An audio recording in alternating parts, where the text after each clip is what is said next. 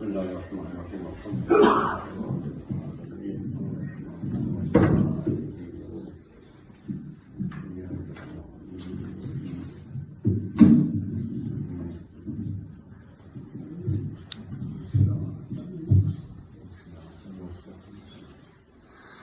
the conclusion of the day of Ashura, and after the dust of the war settles, a battle that started in the land of Ashura and maybe lasted for 5 to 6 hours no more. What are the ramifications, the results?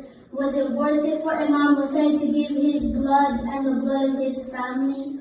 Let's study and let's look what happened post Ashura, whether Imam Hussein was the winner or his enemy, Bani Umayyah, won that battle. So there were 2 ramifications and 2 results. Some of them were immediate.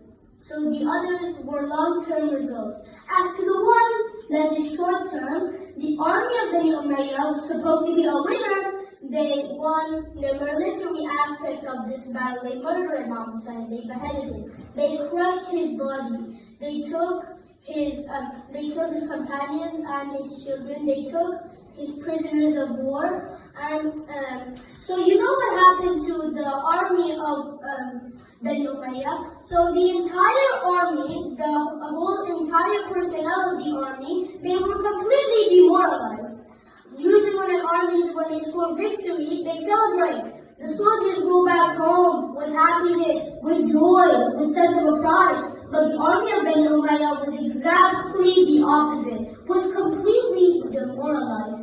They felt regretful, they felt very sad, many of them were very remorseful, many of them were in pain, many of them could not sleep the night, many of them regretted their crimes against the family of the Prophet, and many of them, they were humiliated by their own families, by their own relatives. Here, I'll give you an example. Khaywarullah ibn Yazidi, he carried the head of Imam Hussein the same day after murdering Imam Hussein on the bank of the Euphrates.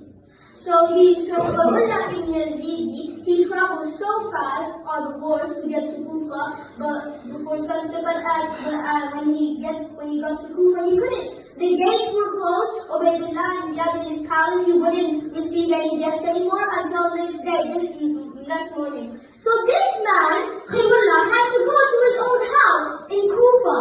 So his wife was there. He knocked at the door. He said to her from behind the door, "I brought you the goodness of this life and the hereafter." So she said, "What is the goodness?" He said, "Here you are, the head of Hussein, the silver head of Hussein." The wife was shocked. Wow. She was shocked beyond imagination. She yelled at him. She started screaming. She said, "May God curse you! Shame on you! Disgrace on you! You bring me the head of the son of Fatima? And you tell me this is goodness? You are happy? You are joyful? May the curse of God be upon you. From now on, I am not your wife. No pillow is going to gather our heads together. No roof is going to gather us from now on today. I'm not your wife. You don't belong to me anymore." So that was Khaywarullah, was completely demoralized. He was lost. His wife disavowed him. His wife dumped him. She said, You're not my husband. I'm not proud of you anymore." The second person was himself, the governor Ubaydullah ibn Ziyad, the Umayyad governor of Kufa, and the one who dispatched an army by the order of Yazid. So his mother Marjana, he has a mother named Marjana, and she used to commit bad crimes in Kufa, even though she thinks killing Imam Hussein is a bad thing. So she said, "You are not my son anymore." Even his brother Uthman, he said, "You are not my brother anymore." So they both disavowed him. Now the third person is Umar ibn Sa'd Abi Waqqas. Though this man is somehow related to Imam Hussein, but when dunya controls someone, when someone is fascinated, enchanted, intoxicated by the dunya, he does not know any relatives. He's willing to murder his own brother, as Khabib did with Habib, Cain murdered Abel.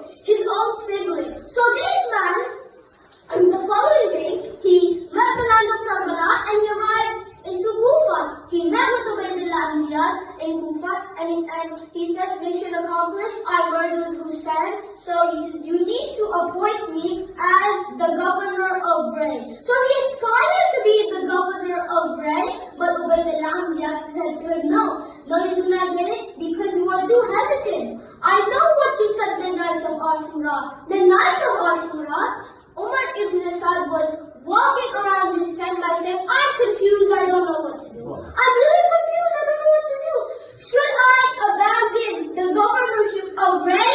But the governorship of Ray is my dream. I've been aspiring about it for so many long time. And I'd love to be the governor of Ray. I need to be the governor of that city, that capital. Or I should go murder Hussein and I become sinful. It's a sin, it's a great gross sin. I go back to my Lord while I carry the blood of Hussein on my hands. And then he says, he is my cousin, he is related to me. Salam. Allahumma salli ala Muhammad wa ali Muhammad wa ajil farajahum. But Ray is my favorite place. It's my ultimate dream. It's the comfort of my eyes. So it's okay if I murder Hussein to able to reach Ray, the governor of Ray. So he was a bit hesitant. The soldiers who were guarding him, they heard him and they reported back to Ubaydullah in Kufa. And when he came to get the prize, Ubaydullah said to him, no, you do not get it because you are not assertive for killing Imam Hussein and therefore you do not deserve the rain. Look at God's punishment. He lost his akhirah by murdering Imam Hussein and he lost the dunya too. He was completely disgraced. They kicked him out. They fired him. So what happened to Yazid? He didn't survive. None of those murders of Imam Hussein survived. Some of them were killed in the first year after Ashura, some in the second, some in the third, some in the fourth, some in the fifth. Maximum people, it took 5 years. In one day, in the city of Kufa, Mukhtar, he seized the city of Kufa and he captured 280 of those murderers of Imam Hussein. And he beheaded them one after the other. So there are 3 different stories of how Yazid was cursed and he was killed. 3 different stories. One of them, which could be more accurate, it says that he was beaten by his aide, by his monkey. He had a monkey pet when he used to play with him and he called it Abu Qais. And when he was playing with this monkey, and this was just 3 years after the murder of Imam Hussein, remember, the murder of Imam Hussein is 61 Muharram, the death of Yazid is 64 Hijra. Only 3 years after the murder of Imam Hussein, at the age of 38, the monkey attacked his owner, who calls himself Amir al-Mu'mineen, and as a result of these injuries, he died. He died in this career. So at one time, there were many popular movements against Bani Umayyah, one after the other.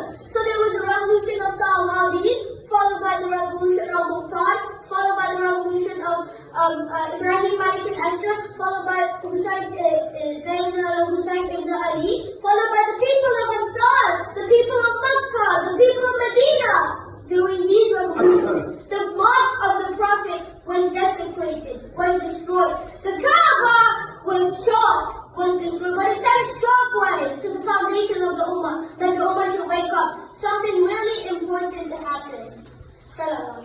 Allahumma salli ala Muhammad wa ali Muhammad wa ajil farajahum. So on the other hand, the name of Hussein, Bani Umayyah, they worked very hard to finish this name, to conceal this name. People would be punished. People would say, Ya Hussein or Hussein. They would be put in jail. Their limbs would be amputated. They demolished the grave of Imam Hussein several times. So they don't know where Imam Hussein is buried. So one day, someone comes to Karbala searching for the grave of Imam Hussein. He walks a few steps. He grabs a handful of dirt of the land of Karbala, the soil of Karbala. He smells it. He returns it back. And he kept doing that until he reached the point. And this is the grave of Hussein. I can tell you, they tried to bury their location of the grave from his sweethearts, from his lovers, from those who adore him. But the fragrance, the aroma, led to the grave itself. So they could not hide the grave for long. After the day of Ashura, scores and scores of people in the Muslim Ummah, they kept heading towards Hussein, to pay lesson from him, to learn tribute by him. Allahumma salli ala Muhammad Ali Muhammad wa ajil farajahum. So many people, they want to get inspired by Imam Hussein, to learn a lesson from him, to get inspiration. And today, my friends, look at Arba'in. How many religions walk? I've seen people who are not Muslim. I saw an American pastor on TV, Pastor John Sharp.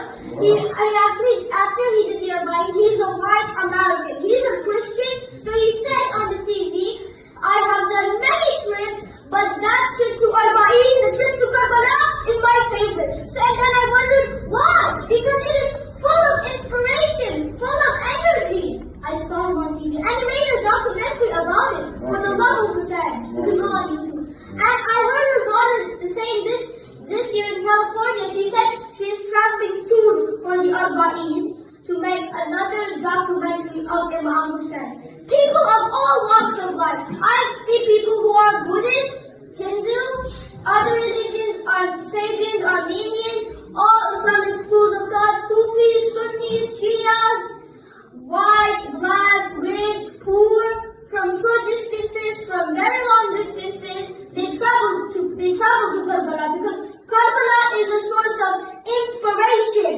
Karbala is a source of rejuvenation of Islam. Karbala is the source of empowerment.